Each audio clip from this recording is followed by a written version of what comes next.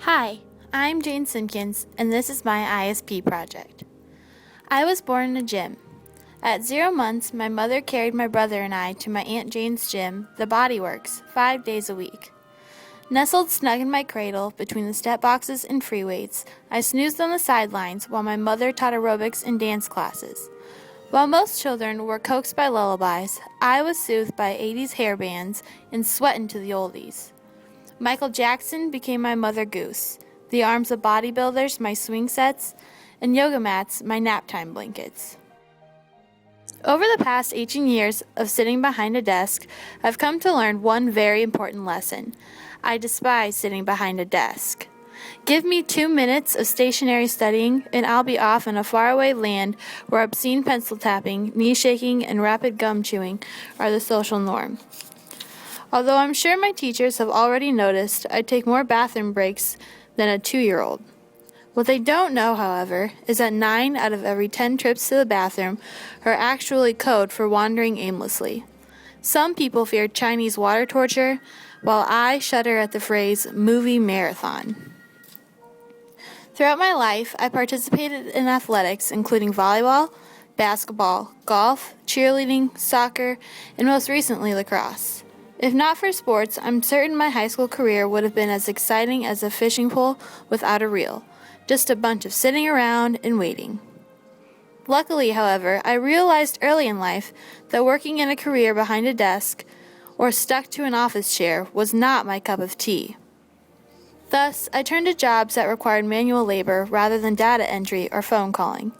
My first job, for instance, took place in the canopy of the Tongass National Rainforest, where I was trained and worked as a zipline guide for Alaska canopy tours. It was there, amidst the dense trees and nervous tourists, that I discovered my passion. Helping people achieve life goals by completing physical challenges such as rappelling down a 60-foot tree or simply getting through the practice course gave me a strong sense of accomplishment.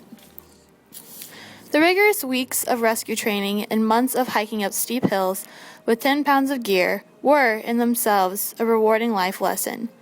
Although exhausted, being able to literally feel the work I put in made me feel great at the end of the day and kept me wanting to go back the next morning. Combining my passion for helping others with my active lifestyle and BA in communications, I am confident that fitness training is a career that will allow me to use my strengths to toughen others' weaknesses. I chose to strengthen my skills towards a career in physical fitness by participating in multiple types of group exercise classes in Chicago and seeking advice from the pros themselves. My first fitness class took place at POW Kickboxing with Catalin Ogren. I took 2 back-to-back classes, including boxing and Krav Maga. While shocked by the gallons of sweat I shed during class, what I found most interesting was the advice I received from Catalin during boxing.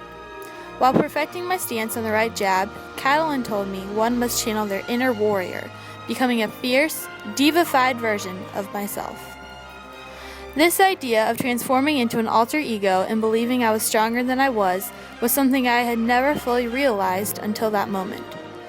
Facing the bag in front of me, the next jabs were the hardest I've ever thrown. It was almost as if during class I morphed into a superhero.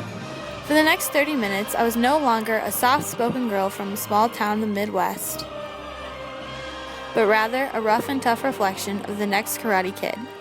I was a force to be reckoned with, throwing jabs of gale force winds and undercuts of 1,000 volts. I was no longer Jane Simpkins. I was Enad Schnickness, destroyer of self-doubt and pillar of power.